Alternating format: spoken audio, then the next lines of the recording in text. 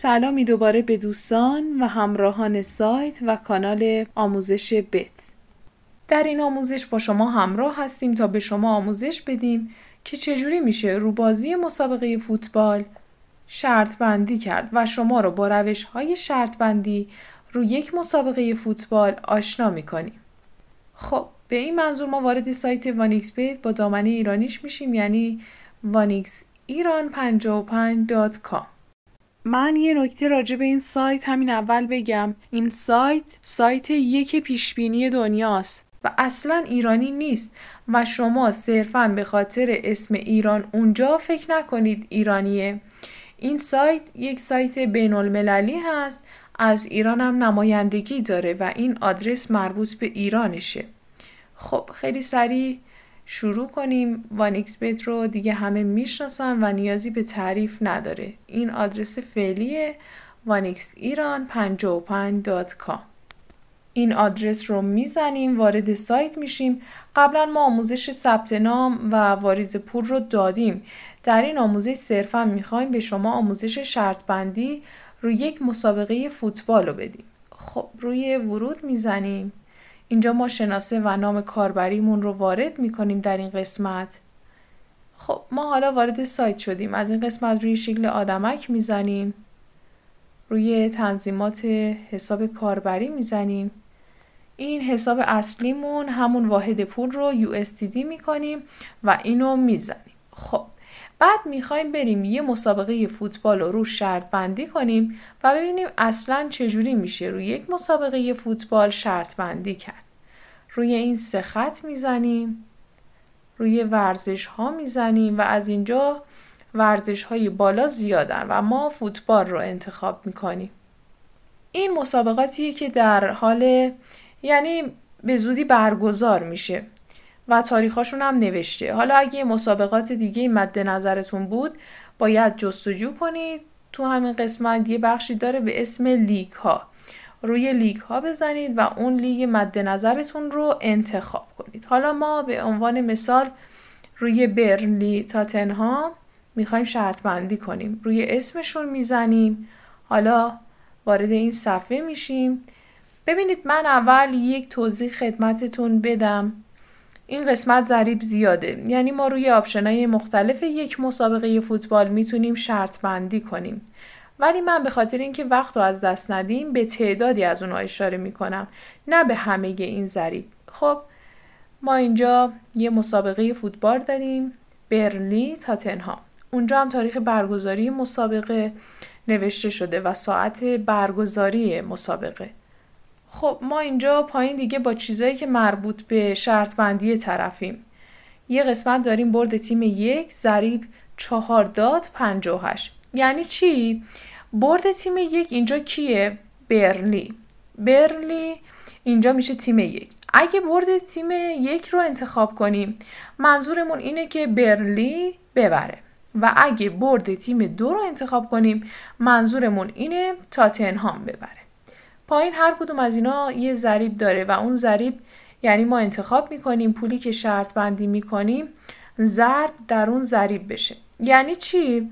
یعنی به عنوان مثال من انتخاب میکنم برد تیم 1، یعنی من نظرم اینه برنلی میبره. برنلی ضریبش 4.58. مثلا اگه من $1000 شرط بندی کنم رو برد برنلی، پول من ضرب در 4.58 میشه و پول من میشه $4580 که $3580 در واقع سوده. در این قسمت اونور قضیه هم برد تیم تاتنهام رو داریم. همین کار رو هم میتونیم با تاتنهام کنیم، ولی خب ضریبش کمتره. اون تیمی که هر وقت ضریبش کمتره یعنی امکان پیروزیش بیشتره. یه حالت هم داریم که مساویه، یعنی اگر مساوی رو انتخاب کنیم و این بازی مساوی بشه، حالا یا 1-1 یا 2-2 فرقی نداره، ما میتونیم برنده این شرط بشیم. اگه بازی مساوی بشه، خب به عنوان مثال من اینجا میخوام انتخاب کنم که این بازی رو برنلی میبره. رو برد تیم 1 میزنم، یه همچین چیزی برام باز میشه. اینجا خودش یه سری رقم به ما پیشنهاد داده. ولی من اینو پاک میکنم. چون میخوام اون رقمی که خودم دوست دارم رو بزنم. مثلا اینجا میزنم $10. بعد یک شرط ببندیم رو میزنم و شرط ثبت میشه. ولی خب الان میخوام بقیه گزینه‌ها رو بهتون یاد بدم. فعلا ثبت شرط رو انجام نمیدم. خب برد یعنی نتیجه بازی و برد تیم 1 یا برد تیم 2 از اساسی ترین و پایه‌ای ترین چیزها تو شرط بندیه. آپشن‌های دیگه هم داره که دبل شانسه. یعنی چی؟ برد تیم 1 یا مساوی. این برد تیم 1 و برد تیم 2 رو که تموم کردیم بحثشو. برد تیم 1 یعنی برنلی، برد تیم 2 یعنی تاتنهام. هر وقت تیمی به زبون فارسی دارم خدمتتون عرض میکنم. هر وقت زبون سایت رو فارسی کرده بودید و دیدید اسم تیم از راست شروع شده، اون تیم هم میزبانه. یعنی تو اون مسابقه اون تیم میزبانه و اون تیم میشه تیم 1. یعنی تیم 1 لحاظ میشه. خب اینجا میگه برد تیم 1 یا مساوی. یعنی اگه تیم 1 که همون برنلی ببره یا مساوی بشه، ما اون شرط رو بردیم و ضریبش اینجا 2.04 و $1000 ما ضرب در این میشه. اگه میخواین $1000 شرط ببندید تا $1 فرقی نداره. تو وانیکس میتونید از $1 تا بیشتر شرط ببندید. تو بعضی از مسابقات تا $50,000 یا $100,000 میتونید شرط ببندید. برد تیم 1 یا برد تیم 2 یعنی یا بازی رو تیم 1 ببره یا تیم 2.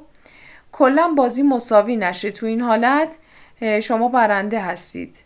برد تیم 2 یا مساوی یعنی تیم 2 این بازی رو ببره یا بازی مساوی بشه. در این صورت وقتی میبازید که تیم 1 که برنلی باشه بازی رو برده باشه. حالتهای دیگه‌ش هم اینجا من تعدادی از اون معروفاشو بهتون میگم و محبوباشو. هر دو تا تیم گل میزنن، یعنی میگه آقا تو این بازی هر دو تا تیم گل میزنن. اگه بله ضریبش روش نوشته شده، اگه خیر ضریبش جلوش نوشته شده که برای بله 1.95 و برای خیر 1.81 مجموع. اینم یکی از اون حالتهای محبوبی که من خدمتتون عرض بکنم. مجموع یعنی چی؟ یعنی این بازی چند تا گل داره. حالا مهم نیست همه گلا رو یه تیم بزنه یا هر دو تیم بزنن. میگه مجموع گلا چند تاست که اینجا اگه انتخاب کنیم فقط یه نکته اینجا وجود داره. مثلا نگاه کنید بیشتر از 2 است. یعنی چی؟ یعنی اگه بازی 2 گل داشته باشه ما این شرط رو بردیم. 2 به بعد هم داشته باشه یعنی 2، 3، 4، 5 هر چی داشته باشه ما این شرط رو بردیم.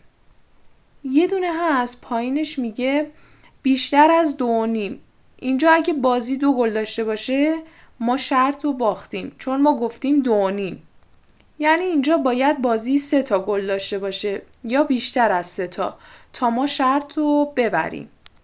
این مجموع یکی از حالتهای محبوبش بود. یه حالتهایی رو فقط من اینجا خدمتتون عرض کنم.